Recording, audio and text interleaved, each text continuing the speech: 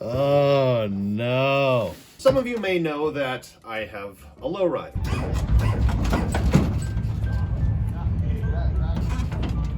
The gentleman who built my lowrider just so happened to have a PowerMac G5 desktop, and he said that I could just have it. So I stopped by his shop the other day and picked it up, and man, is this thing dirty. Check it out. Calling this a dirty gal is putting it lightly, and I am not faking it. I know a lot of YouTube channels here are like, ugh, I saved a computer, when in reality they bought a used machine and rolled it in some dirt down by their house, maybe where they unload their septic tank. This is a machine that legitimately acquired this dirt from living in a mechanic's garage. I don't know how long it was there, probably not too many years, because we can probably wash most of this off. But we're gonna take a look, we're gonna test it out. We're gonna see if it works, and if we're lucky, we'll be able to turn it on, and it might just... well. Let's get to it. Alright, so first impressions are, yeah, this is a dirty looking computer, but really, like outwardly, there's nothing that hints at the horrible, horrible truth that's actually within this machine. You'll note some kind of rust-colored dust at the bottom there.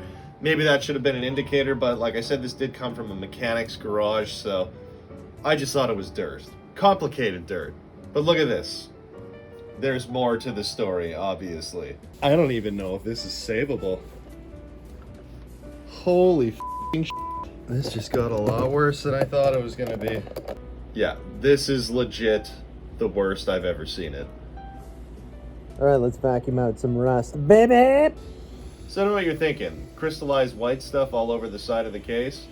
Turns out, though, it's actually automotive coolant, or something similar. I looked online and someone said it was referred to as Delphi 151 coolant fluid. So I theorized that that white stuff is crystallized, dried up coolant. Because I thought it was mold at first, and I thought, you know what, that doesn't really make sense here. We have rust, dust, obviously, tons of it. But it wouldn't be mold, really, that's hanging out with that there and affecting the metal so heavily. So, yeah, I think that's the corrosive coolant that evaporated and left behind this lovely, certainly extremely toxic dust. I'm just trying to gently move things out of place here and kind of clean up as I go. I'm taking a second to pop the gas mask off here because Jay from MacYak reminded me after I sent him a photo of this that the next big problem is going to be the power supply because it's located at the bottom. That means all of this rust is also in the power supply. So yeah, there won't be much testing going on of this machine. Okay, so power supply underneath the liquid cooling. In your opinion, let me know in the comments, is that just Apple's way of trying to make things easier to ruin completely if something goes wrong? Or is that them just trying to be the Porsche of building computers?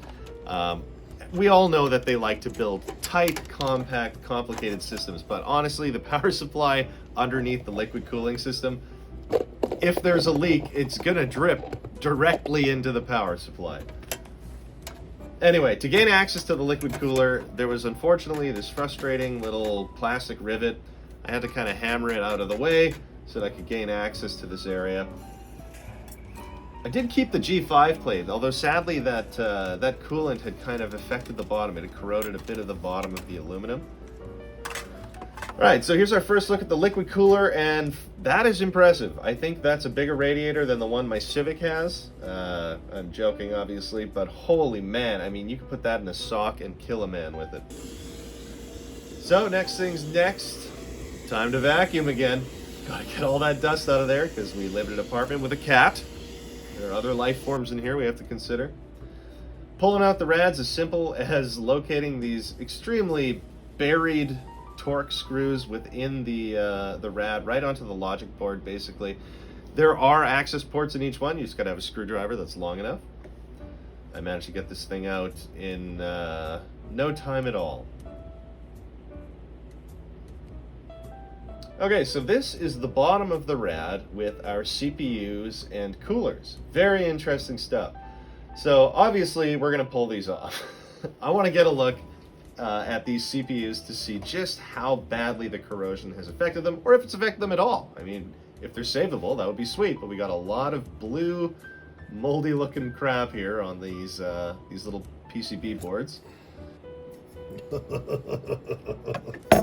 Oh no. Okay, so this is the stuff that legends are made of.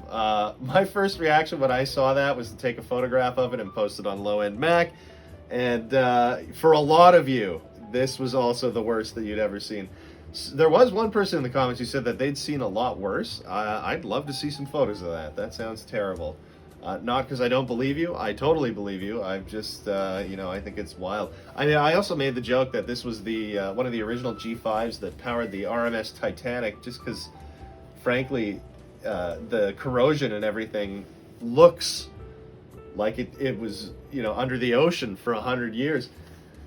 What's interesting, too, is if you look at all of the corrosion around that die, on the other side especially, that is definitely crystallized evaporated coolant, because if you think about it, this is where the seal was interacting with the metal, and it must have leaked all around it, and as it leaked, it dried up and left behind this residue. I was shocked that the screws still came out, but you know what? I guess it's not rust, right? It's just corrosive residue. With tweezers, we can remove the screws and then pull this thing up and out of the rubber, so we can just get a look at how corroded everything is up close and how much rust there is, frankly, on the fins at the back there. So obviously this would pull the heat from the CPU and into the fins, into the liquid coolant, which would circulate through this beautiful block and into the rad. So here's the problem, though, is that I wanted to take this apart further, but it started leaking everywhere and that dust started getting everywhere, and I just thought, you know what, this is a really probably unwise thing to do. So I left it. I was going to throw it out anyway, so we'll just leave it. Next up, I'm going to pull these heat sinks off of these cards that have the CPUs on them. This one's actually not in bad shape. This one, though, is definitely in bad shape. I kept them both. Maybe we'll be able to clean it up someday, but there's probably real bad corrosion on this PCB. Just 2 screws and some sharp tweezers to get those heat pads off. Anyway, onto the front fans, or maybe these are back fans. No, those are front. No, those are back. Anyway, back fans are now removed. 2 little slots, you just poke on them with a screwdriver. This machine had 4 gigs of RAM in it, which was pretty impressive for a G5 tower of the time. That'll be of use in another machine. This little pad, which I imagine was supposed to prevent liquid from getting to the power supply, unfortunately had corroded probably worse than anything else in this machine. That definitely went to the trash in the end. So before you pull out a logic board, you want to make sure that all of your cables are disconnected. The worst thing that you could do is break a cable. In this case, it's not a big deal because all these cables are part of a proprietary power supply, which is obviously rusted to nothing. So we're just going to unplug them so we can get at the board, but we're not going to be keeping any of these cables. Some of them were easier to unplug than others. This one was a huge pain. I've not included most of my struggling footage to keep you entertained. And then out comes that one.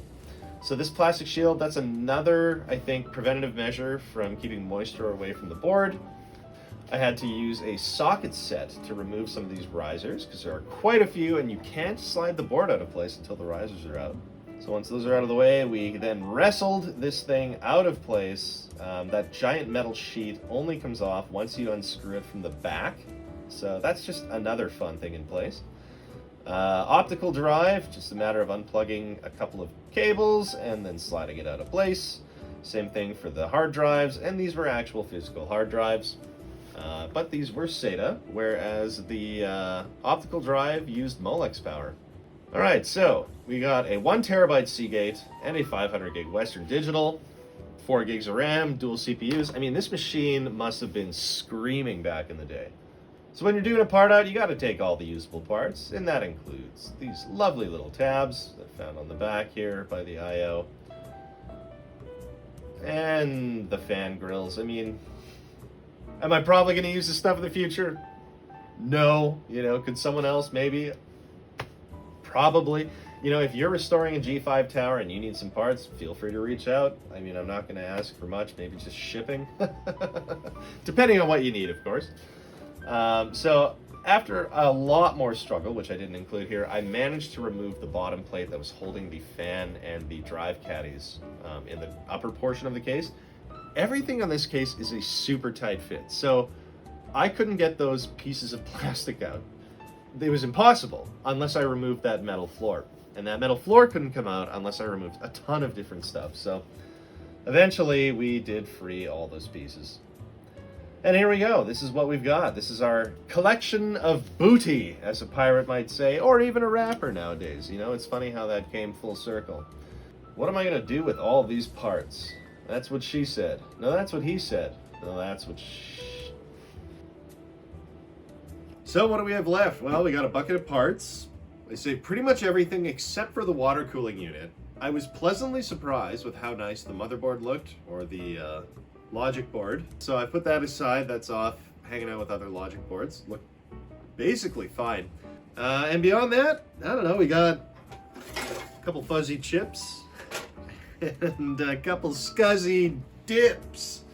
Well, I can say without a doubt, that was the worst that I've ever seen a computer deteriorate. Because we can probably wash most of this off. So if you like watching videos like this one and you want to support the channel for $1 a month, you can join our Patreon. Be sure to check out the link in the description below. Also, Patreon's not your bag. We got links to buy me a coffee, which is another way to help support.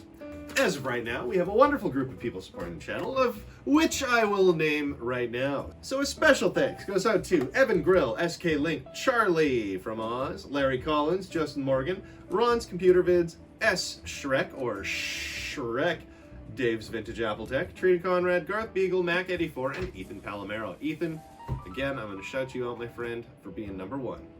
You were the first. So thanks again for watching Canadian Computer Collector. I, of course, am the Canadian Computer Collector. This was, at one point, a liquid-cooled G5 tower, which ended up corroding itself into oblivion. I think I've run out of things to say. Which isn't necessarily true, because I'm pretty sure I have ADHD, and I'll be going to the doctor fairly soon to find out. Because I got stuff, I could talk forever. That's not a problem. Anyway. Cool stuff on the horizon. Stay tuned.